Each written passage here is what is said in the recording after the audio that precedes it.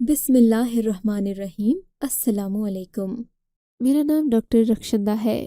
زندگی میں ویسے تو بہت سارے ایسے واقعات آئے جن کے بارے میں بات کرنا چاہوں گی، مگر ایک یہ کہانی ایک چھوٹی بچی کی تھی جس نے نہ صرف مجھے بہت زیادہ حیران کیا بلکہ زندگی بھر کے لیے اپنی بچیوں کے بارے میں محتاط کر دیا۔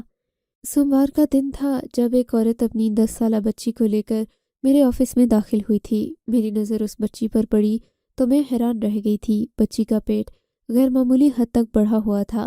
جب میں نے بچی کو دیکھا تو مجھے ایسا لگا کہ شاید اسے کوئی بیماری ہوگی یا پھر پیٹ اس لیے بڑھا ہوگا کہ پیٹ میں پانی جمع ہو گیا ہوگا، مگر جب میں نے بچی کی ماں کی طرف دیکھا تو اس کی آنکھوں میں آنسو تھے۔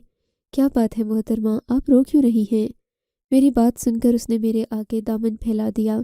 میں نے جب اس کی طرف ناسمجھی سے دیکھا، اس نے اپنی چادر اپنے سر سے اتاری اور میرے قدموں میں رکھ دی۔ ڈاکٹر صاحبہ، خدا کے لیے میری عزت بچا لیں۔ میں نے لڑکی کی ماں کی طرف دیکھا تو میں سمجھ چلا بچی امید سے تھی اور اب لڑکی کی ماں مجھ سے یہ کہہ رہی تھی کہ میں اس کی جان یعنی اس کی عزت بچا لوں تاکہ کسی کو بھی یہ نہ معلوم ہو کہ اس کی بچی امید سے تھی۔ میں نے اس کی طرف بے یقینی سے دیکھا اور کہا کہ میں اس کا الٹرا ساؤنڈ کرتی ہوں۔ نہیں ڈاکٹر صاحبہ، الٹرا ساؤنڈ کرنے کی ضرورت نہیں ہے، میری بچی پیٹ سے ہے۔ آپ کو نظر نہیں آ رہا کیا؟ آپ تو ڈاکٹر ہیں، آپ اچھی طریقے سے جانتی ہیں۔ ایسی بات نہیں ہے، لیکن مجھے آپ کی بچی کو دیکھنا پڑے گا کہ بچے کی صحت کیسی ہے اور یہ کیسے امید سے ہوئی۔ کیا اس کے ساتھ کوئی ظلم یا زیادتی ہوئی ہے؟ میں نے بچی کی ماں کی طرف دیکھ کر کہا۔ نہیں جی، یہ بات میں نہیں جانتی، آپ اسی سے پوچھ لیں، اس نے تو ہمارا منہ کالا کرنے میں کوئی کسر نہیں چھوڑی۔ اس عورت نے نفرت سے اپنی بیٹی کی طرف دیکھتے ہوئے کہا، پھر میرے سامنے ہاتھ جوڑ کر بولی، اگر یہ بات اس کے باپ کو پتہ چل گئی تو وہ اسے زندہ گاڑ دے گا۔ کیوں، اتنا بڑا پیٹ ہے آپ کی بچی کا، کیا آپ کے شوہر کو نظر نہیں آیا؟ میری بات سن کر وہ اپنے آنسو پونچھتے ہوئے بولی، نہیں، وہ تو یہی سمجھتے ہیں کہ اس کے پیٹ میں پانی بھر گیا ہے یا اسے کوئی انفیکشن ہو گیا ہے۔ ویسے بھی میری بچی کی شہرت بہت نیک ہے، یہ تو محلے میں قرآن پاک پڑھنے جاتی ہے، بچوں کو بھی پڑھاتی ہے۔ میرا مطلب ہے اپنے سے چھوٹے بچوں کو پڑھاتی ہے، کیونکہ اسے قرآن پاک بہت اچھے سے یاد ہے۔ اسی وجہ سے تو میری بیٹی پر کوئی کبھی ایسا الزام جوانی میں بھی نہیں لگا سکتا۔ یہ تو بچپن ہے اس کا، اور آپ یہ مت سمجھیں کہ میں اس کی ماں ہو کر اس کی طرفداری کر رہی ہوں، بلکہ بات اصل میں یہی ہے کہ ہمارے بچے بہت نیک ماحول میں رہتے ہیں، پلتے بڑھتے بھی بہت اچھے سے ہیں اور انہیں کسی چیز کی کمی نہیں ہے۔ اسکولوں کا ماحول بھی اچھا ہے، ہر طرح کی سہولت ہے۔ میری بچی کے ساتھ ایسا کوئی معاملہ نہیں ہے، لیکن بس کیا کریں، جو اللہ کی مرضی۔ یہ کہہ کر اس عورت نے سر جھکا لیا تو مجھے اس پر شک ہونے لگا تھا۔ ایسا تو ہو ہی نہیں سکتا کہ بنا کسی آدمی کے، بنا کسی ظلم اور زیادتی کے یہ بچی امید سے ہو گئی ہو۔ کسی نے تو کوئی ظلم کیا ہوگا، کہیں تو اس ماں سے لاپرواہی ہوئی ہوگی، تبھی تو اس بچی کا یہ حال ہے۔ میں نے دل میں سوچا۔ میں نے دیکھا تو اس کی ماں مجھ سے نظریں چرا رہی تھی۔ ایسا لگتا تھا کہ اس کی ماں مجھے پوری بات بتانا نہیں چاہتی۔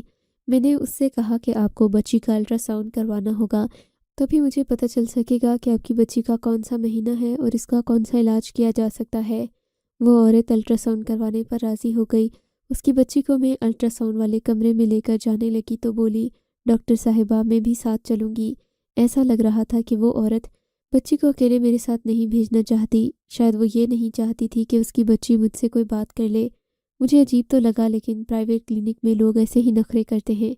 سرکاری ہو تو لوگ زیادہ بات نہیں کرتے، ڈاکٹر کی ہر بات کو مانتے ہیں، سر تسلیم خم کرتے ہیں، لیکن پرائیویٹ کلینک میں کوئی بھی کسی کی بات نہیں سنتا۔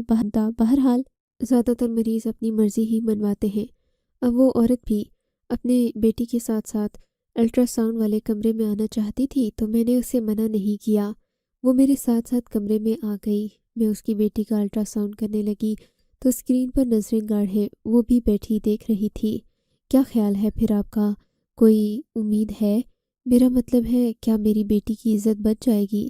دیکھیں، آپ عزت اور بے عزتی کی بات نہ کریں، یہ چھوٹی لڑکی ہے، اور ویسے بھی اس نے جب کوئی جرم کیا نہیں تو آپ خواہ اس کے سر پر ایک ہی چیز کیوں تھوپ رہی ہیں؟ چھوٹی بچیوں کو ایسی معاملات میں کوئی دلچسپی نہیں ہوتی۔ آپ کو اپنی بیٹی کے ارد گرد کے ماحول کی خبر رکھنا ہوگی۔ آپ کو پتہ چلانا ہوگا کہ یہ کس کے ساتھ ملتی جلتی ہے، کیا کرتی ہے، کہاں جاتی ہے، اس کے ساتھ کون رہتا ہے، وغیرہ وغیرہ۔ لیکن اس کے ساتھ ساتھ آپ کو اپنی بیٹی کا خیال بھی رکھنا ہوگا۔ الٹرا ساؤنڈ رپورٹ آتے ہی آپ کو پتہ چل جائے گا کہ آپ کی بیٹی کے ساتھ کیا معاملات ہوں گے۔ میں نے اس عورت کو بتا دیا، حالانکہ میں سب کچھ جان چکی تھی۔ الٹرا ساؤنڈ کو پڑھنا میرے لیے کوئی مشکل بات نہیں تھی، پر میں نے آدھا گھنٹہ پھر بھی سوچ بچار کی کہ میں اس عورت کو کیا بات کہوں، ایسا نہ ہو کہ یہ برا مان جائے یا اپنی بیٹی کو مارنا پیٹنا شروع کر دے۔ میں نے اس عورت کے ساتھ بڑے طریقے سے بات کی۔ میں نے کہا، دیکھیے، آپ کی بچی بہت نازک مرحلے سے گزر رہی ہے، اس لمحے پر اس کی جان بھی جا سکتی ہے، اسی لیے آپ کو اس کی بہت زیادہ کیئر کرنا ہوگی۔ اگر آپ اس کا خیال رکھیں گی تبھی اس کی زندگی آسان ہوگی۔ ویسے بھی آپ بچی کی ماں ہیں، کوئی دشمن تو نہیں جو آپ اس کے ساتھ اتنا برا سلوک کریں گی۔ آپ کی بچی امید سے ہے اور اسے بچے کو اٹھائے ہوئے 7-8 مہینے گزر چکے ہیں۔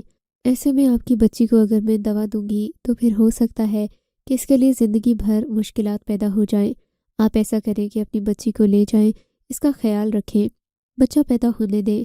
غیر قانونی کام کرنا بھی نہیں چاہیے اور ویسے اس پر کیا بھی نہیں جا سکتا۔ ایک تو اس کی عمر بہت کم ہے، دوسرے آپ کی بچی کی صورتحال نازک ہے، اس کا خیال رکھیں، اسے گھر لے جائیں۔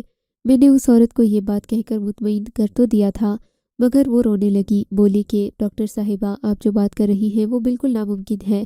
اگر میں اپنی بچی کو اپنے گھر لے بھی جاتی ہوں تو بچہ پیدا ہونے سے پہلے یہ زندہ زمین میں گاڑ دی جائے گی۔ آپ میری جگہ خود کو رکھ کر سوچیں، بتائیں بھلا، کیا آپ ایسے کسی بچی کی ماں ہوتی اور وہ امید سے ہو جاتی تو آپ کا شوہر آپ کو معاف کرتا؟ ساری باتیں تو بچی کی ماں پر ہی آتی ہیں، سوال اس کی تربیت پر اٹھتے ہیں۔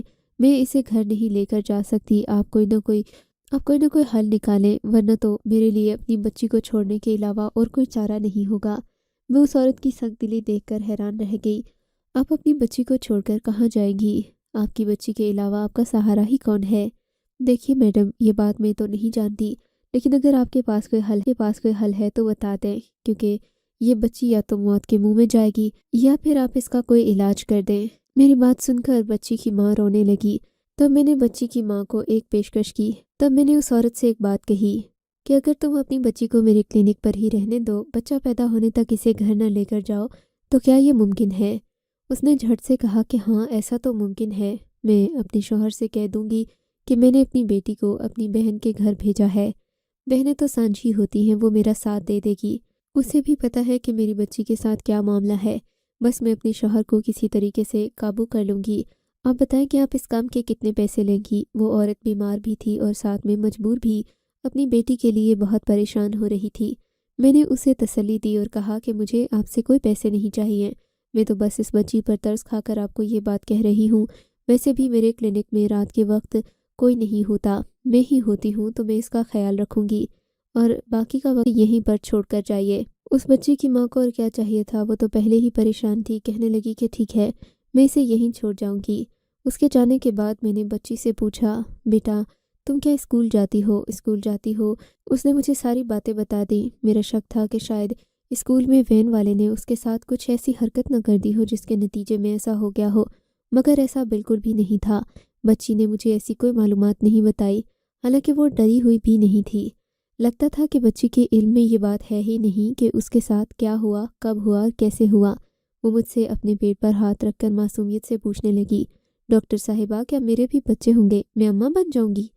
ہاں بیٹا، تم اماں تو بن جاؤ گی، لیکن اس کے لیے تمہیں بہت احتیاط کرنے کی ضرورت ہے۔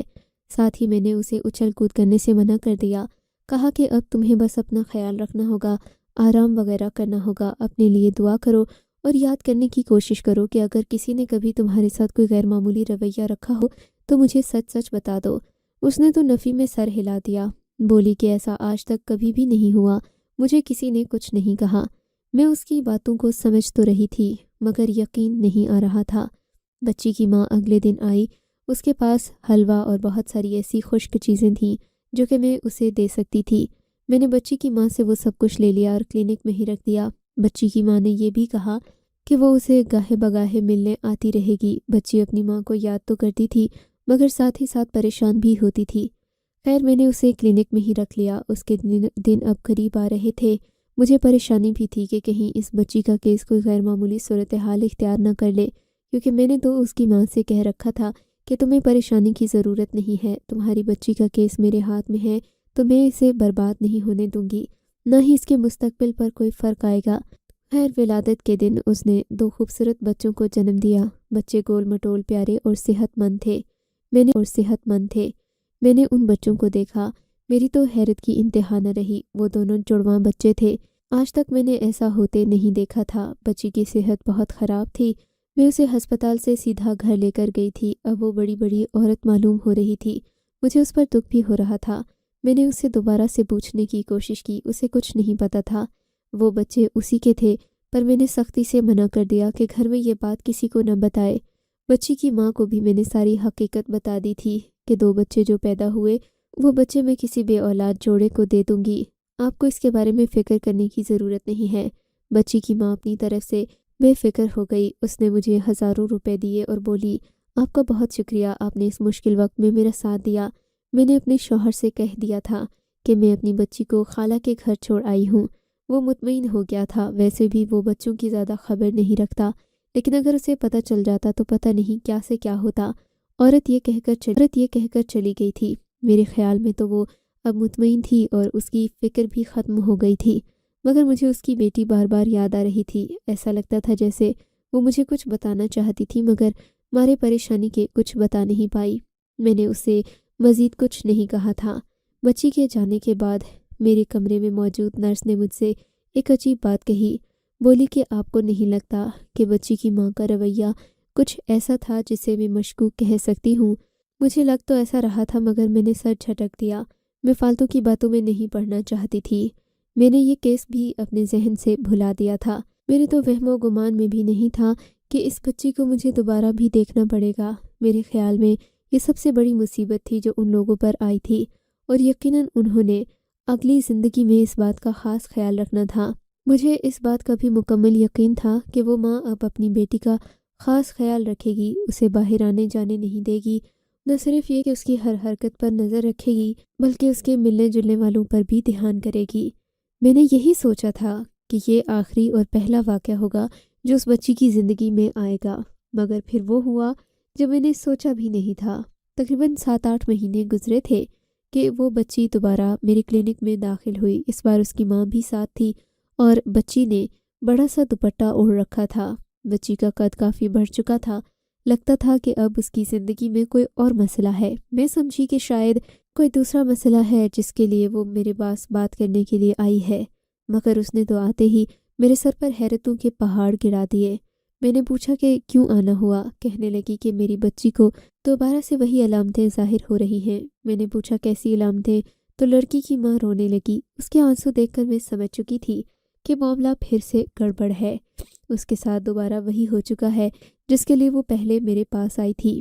مجھے یقین نہیں آ رہا تھا کہ ایک چھوٹی سی بچی اتنی سی عمر میں ایسے حادثات سے کیسے بار بار گزر رہی ہے، اور وہ بھی جب اس کی ماں کو اس بارے میں کوئی خبر ہی نہیں، نہ لڑکی کو پتہ ہے۔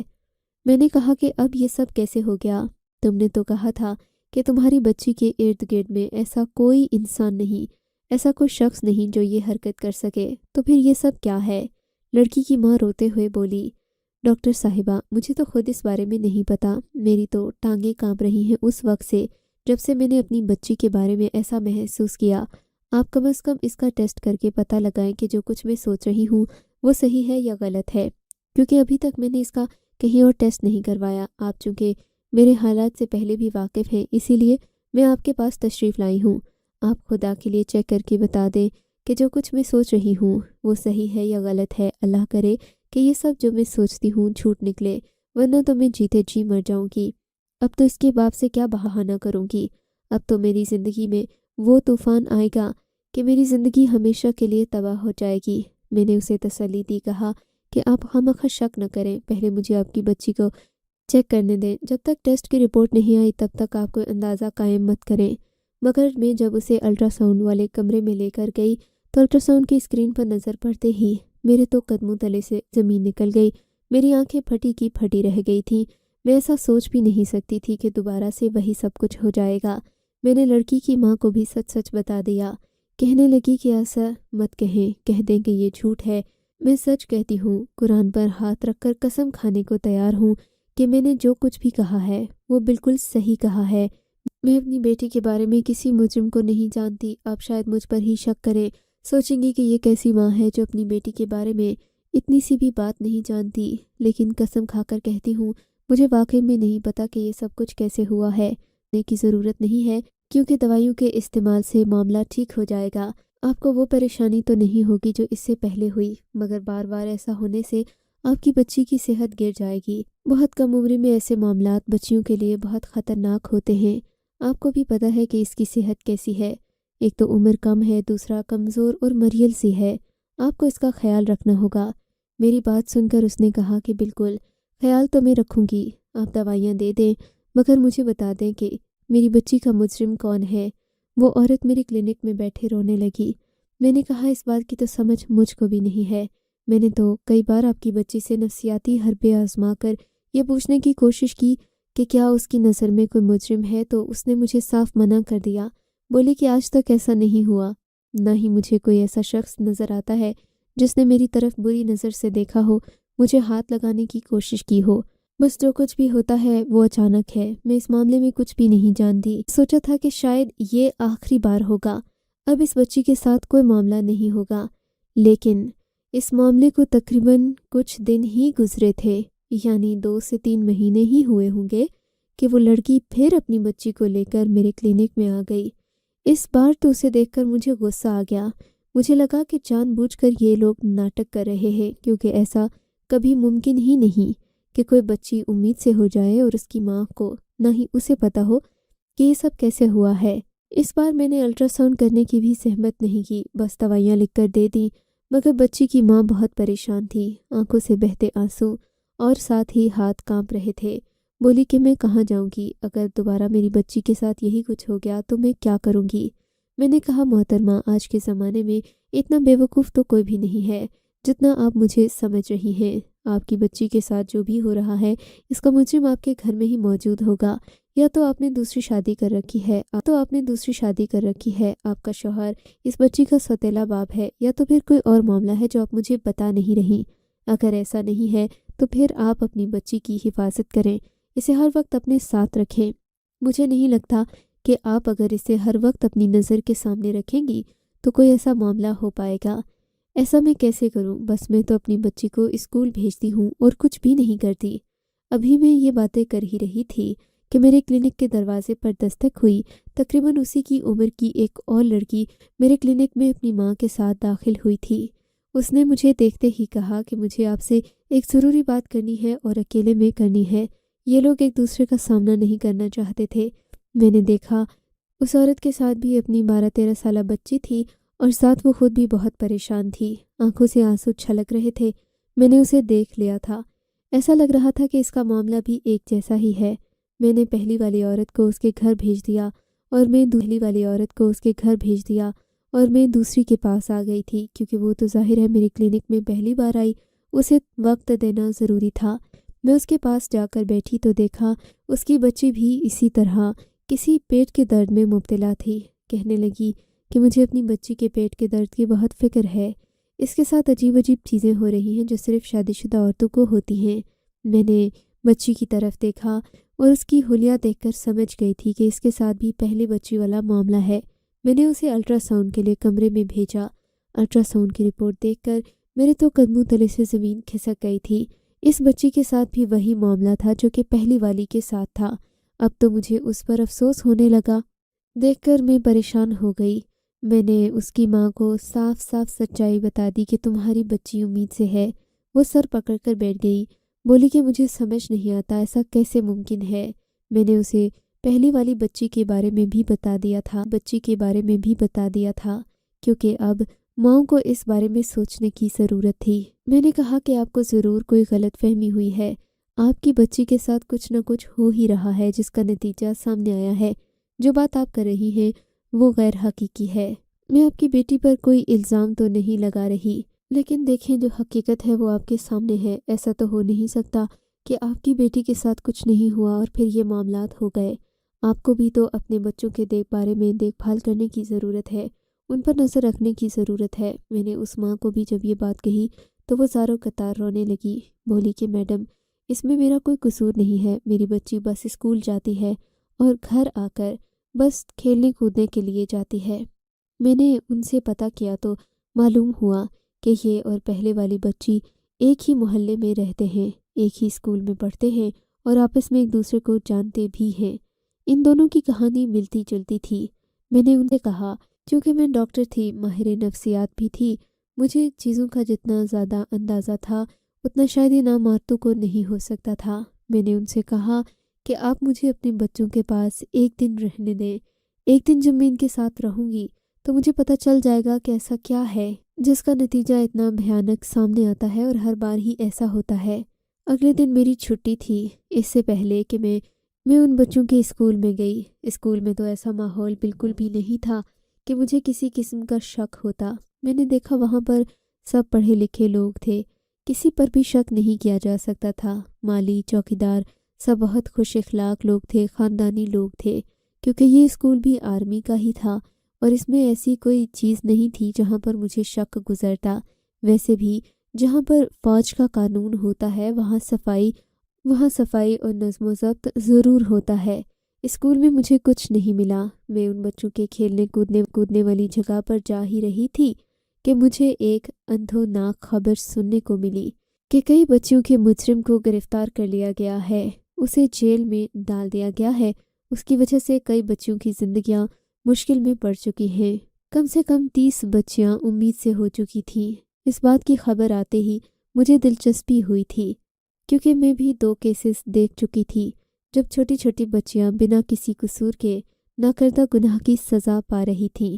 خبر کے بارے میں مزید جانکاری کرنے پر پتہ چلا کہ یہ ساری بیماری ایک سوئمنگ پول سے پھیل رہی تھی۔ اس سوئمنگ پول میں ایک آدمی بھی نہانے آتا تھا، جس کے بعد باقی بچیاں سوئمنگ وغیرہ کرتی تھیں۔ بہت سارے لوگ اپنی بچیوں کو تیراکی سکھانے کے لیے سوئمنگ پول میں بھیجتے تھے، اور یہ آدمی جو کہ سوئمنگ پول کے آس پاس رہتا تھا، اس کی صفائی کا کام کرتا تھا، تو یہ بھی کبھی کبھار سوئمنگ پول میں ہی نہا لیتا تھا۔ ایک معمولی سی لاپرواہی نے کئی بچیوں کی زندگیوں کو عذاب بنا دیا تھا۔ کسی نے سوچا بھی نہیں تھا کہ ایک معمولی سی لاپرواہی سے اتنی زندگیاں تباہ ہو سکتی ہیں۔ اس آدمی کو گرفتار تو کیا گیا، مگر کیونکہ کوئی گناہ نہیں تھا، ثبوت بھی کوئی نہیں تھا، تو پھر اسے مجبوراً آزاد کرنا پڑا۔ مگر میں یہ سوچ کر ابھی تک حیران ہوں کہ کبھی کبھی ایک معمولی سی لاپرواہی ایک عورت کی زندگی کو ہمیشہ کے لیے برباد کر دیتی ہے۔ خدا ان بچیوں کے ماں باپ کو صبر دے اور ان کی آنے والی۔ آپ کو اگر یہ کہانی اچھی لگی ہے تو اس ویڈیو کو لائک کیجیے اور اس طرح کی مزید کہانیاں سننے کے لیے ہمارے چینل کو ضرور سبسکرائب کیجیے۔ کہانی سننے کا شکریہ۔ آپ سے ملاقات ہوگی اگلی ویڈیو میں، تب تک کے لیے اللہ حافظ۔